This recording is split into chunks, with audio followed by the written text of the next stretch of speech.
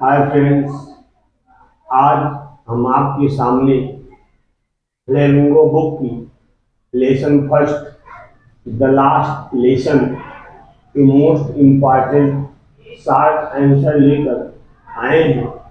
इनको हमें अपनी कॉपी में लिखना है और याद करना है, जिसकी जिसकी बोर्ड परीक्षा में आने की अत्यंत संभावना है। वीडियो पर आप अंत तक बने रहें, लेकिन इस लेसन को शुरू करने से पहले हम थोड़ा सा इस लेसन के बारे में आपको इसकी समरी के बारे में हम आपको बताना चाहते हैं। ये लेसन जो है, इस लेसन में लेखक एक फ्रेंच नामक काल्पनिक कैरेक्टर को लेता है, जो एक छोटा सा बच्चा है, स्कूल जाने वाला विद्यार्थी है और स्कूल में एक अध्यापक है एम हैमर। उन्होंने बच्चों से पार्टिसिपल के नियमों को अगले दिन सुनने के लिए कहा था। तो एम हैमर जब उन्होंने ये बात कही, तभी विद्यार्थी अपने घर से पार्टिसिपल के नियम को याद करके आएंगे। फ्रेंड अगले दिन स्कूल देर से जाने के लिए घर से निकलता है, क्योंकि उसको पार्टिसिपल के नियम याद नहीं थे। तो घर से निकलता है, रास्ते में उसको पर्शियन सेना का युद्धाभ्यास करते हुए एक टुकड़ी दिखाई देती है। उसका मन तो वहां पर आकर्षित हो जाता है, लेकिन फिर भी वो ये निश्चय करता है कि उसको स्कूल पहुंचना है। जब वो स्कूल पहुंचता है तो स्कूल का आज माहौल पूरी तरह से बदला हुआ। स्कूल में अमूमन हरदम की तरह स्कूल में शोर शराबा हुआ करता था, बच्चे आवाज किया करते थे। लेकिन आज स्कूल तो खुला था, लेकिन स्कूल में जरा से भी हलचल नहीं थी। बड़ा आश्चर्य होता है, और जब वो अपने क्लास के अंदर जाता है तो लिटिल फ्रेंड और ज्यादा आश्चर्यचकित हो जाता है, यह देख करके कि अध्यापक क्लास के अंदर है और क्लास में पीछे उस गांव के बूढ़े व्यक्ति भी बैठे हुए थे। उस छोटे से बच्चों को यह आश्चर्य हुआ कि ये सभी लोग यहाँ पर क्यों आए हैं। लेकिन उसके बाद अध्यापक उस दिन की अपनी पाठ को शुरू करता है। बच्चों से जितनी भी एक्टिविटीज है, लर्न करने की, लिखवाने की, पढ़ाने की जो भी क्रिया है, उन सभी को अध्यापक एम हैमर जी करते हैं। तो यहाँ पर क्वेश्चन कई प्रकार के बन जाते हैं कि वहाँ पर स्कूल में उस दिन बूढ़े लोग क्यों बैठे थे, क्या लिटिल फ्रैंक ने पार्टिसिपल के नियमों को याद किया कि नहीं किया।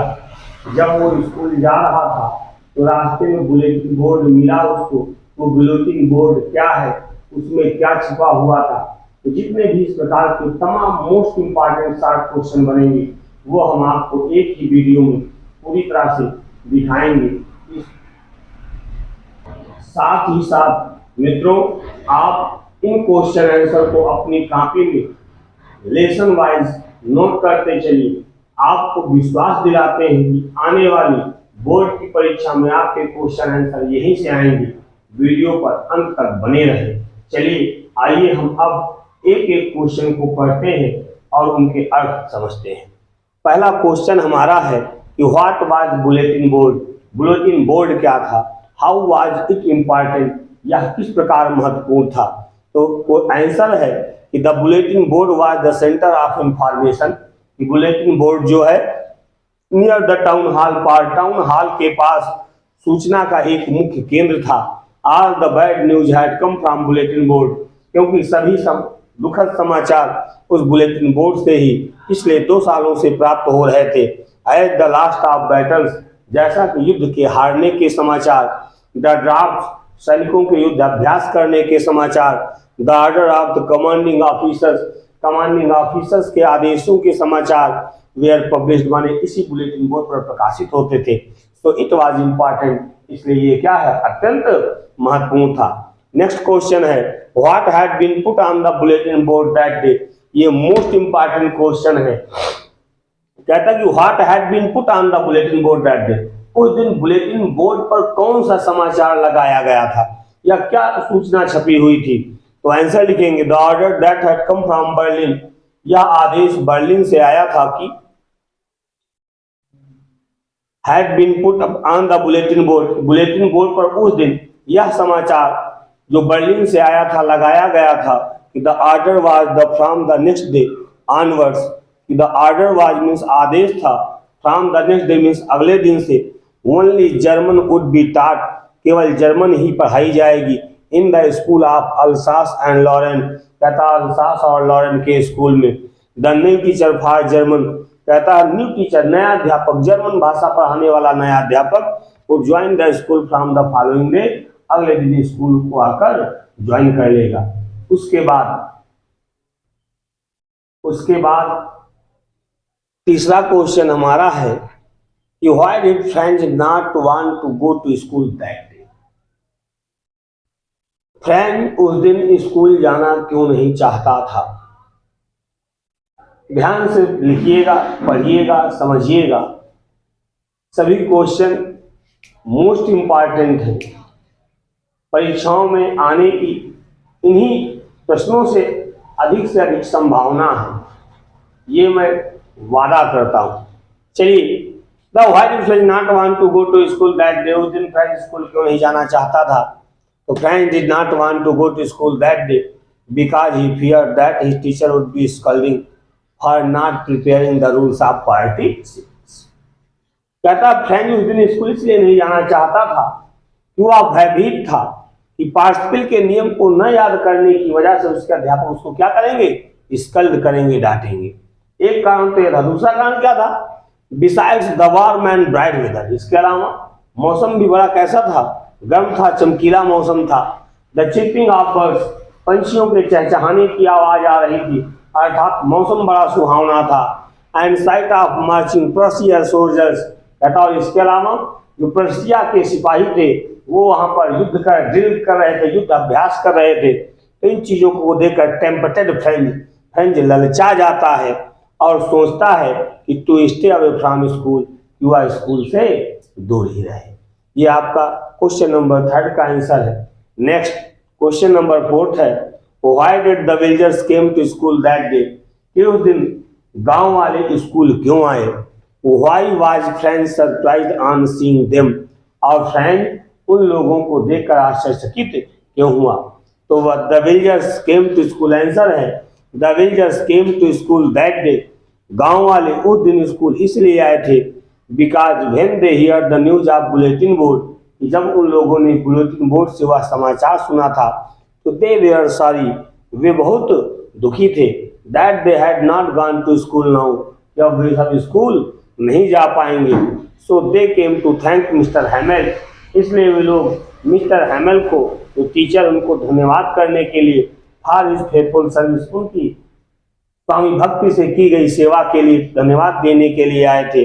End of showing there respect for the country, और अपने देश के प्रति सम्मान समर्पित प्रदर्शित करने के लिए आए थे। दैट देयर्स नो मोर, जो देश अब उनका नहीं था। दैट इज द रीजन, या this is the reason, this is the reason, यही वह कारण था कि लिटिल फ्रेंच या फ्रेंच वाज सरप्राइज्ड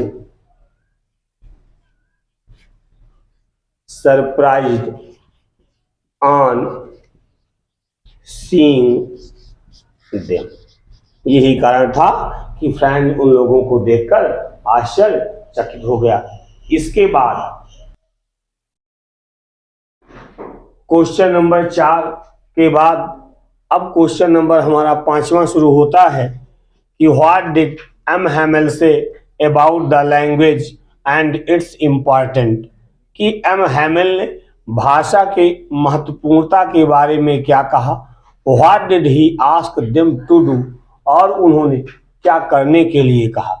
ये आपका मोस्ट इम्पॉर्टेंट क्वेश्चन है, ये आपका मोस्ट इम्पॉर्टेंट क्वेश्चन है, नोट कर लीजिएगा। आपका आंसर है कि M Hamel said that French language was the most beautiful language in the world.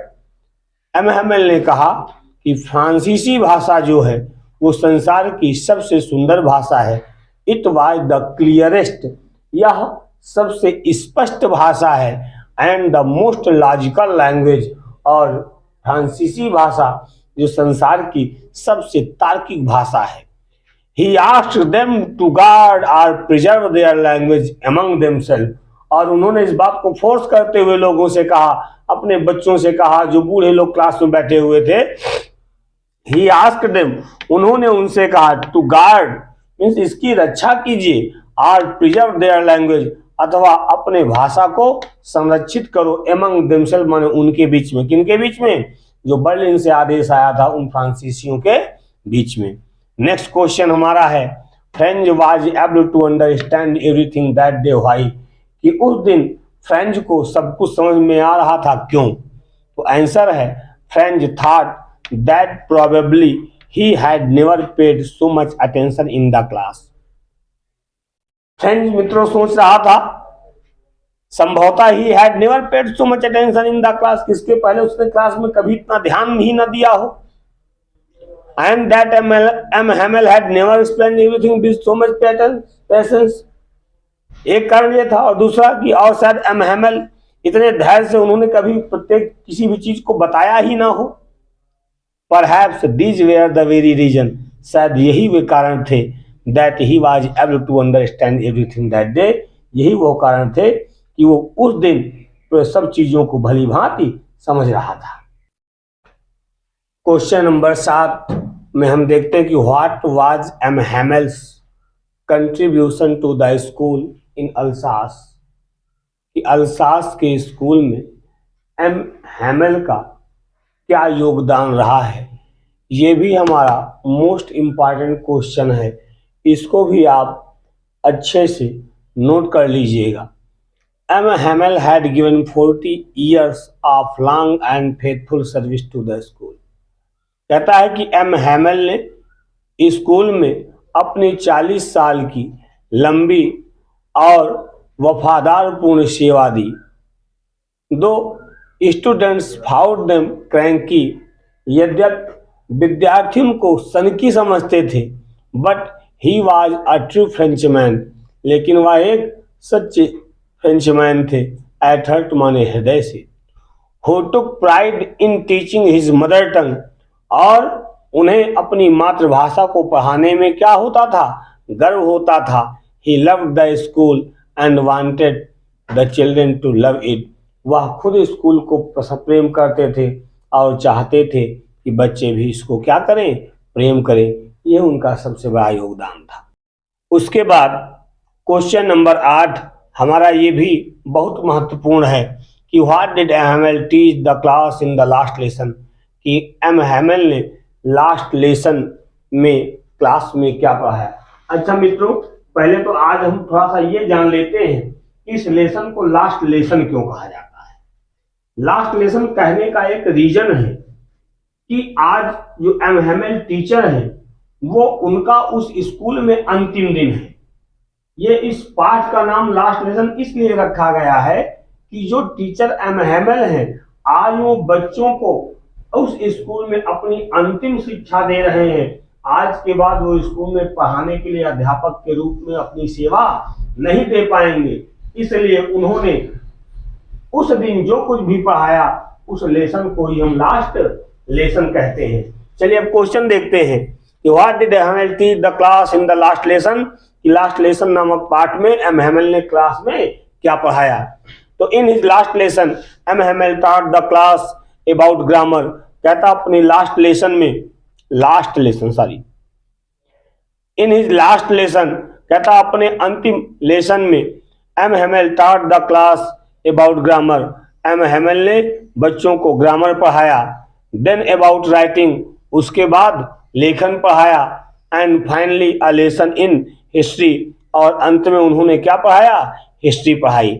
More than this, और इससे भी अधिक, he made his students realize the importance of the mother tongue, उन्होंने विद्यार्थियों को अपनी मातृभाषा की महत्वपूर्णता का एहसास कराया.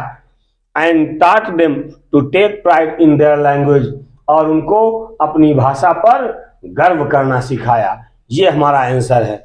नेक्स्ट है, इसको आप अंडरलाइन कर लीजिए, ये आपका मोस्ट इंपॉर्टेंट है कि why did French praise the courage of M Hamel, कि फ्रेंच ने, वो छोटा बच्चा जो ना समझ है फिर भी आज कह रहा कि व्हाई डिड फ्रेंच प्रेज लेकिन कहता है फ्रेंच ने प्रशंसा क्यों की, the courage of M Hamel, माने एम हेमेल के साहस की।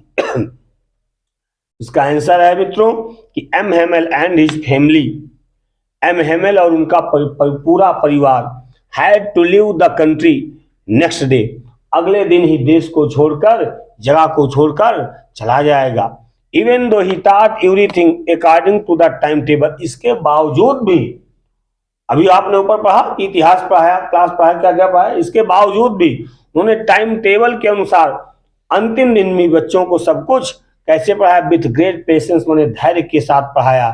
तो it must have broken his heart, निश्चित रूप से उनका दिल टूटा हुआ होगा, टू लीव हिज रेजिडेंस, कि आज वो अपना निवास स्थल छोड़ रहे हैं, बगीचा छोड़ रहे हैं, एंड द स्कूल मीन्स, और वह स्कूल छोड़कर जा रहे हैं, where he passed his 40 years of life, जहां पर उन्होंने अपने जीवन के 40 साल व्यतीत किए। इसके बाद भी उनके अंदर अगर चीज़ों को क्लास में बच्चों के सामने बोलने की क्षमता थी, तो हम कह सकते हैं अनडाउटेडली कि he was really a courageous teacher, a courageous man. मित्रों, आप लोग वीडियो पर अंत तक बने रहे, इसके लिए आप लोगों को बहुत बहुत धन्यवाद। सभी क्वेश्चन एक बार फिर हम रिपीट कर रहे हैं कि सभी क्वेश्चन यूपी बोर्ड इंटरमीडिएट के एग्जामिनेशन के दृष्टिकोण से बहुत ही महत्वपूर्ण है।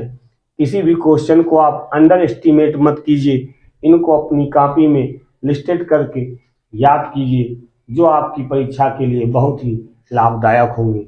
धन्यवाद।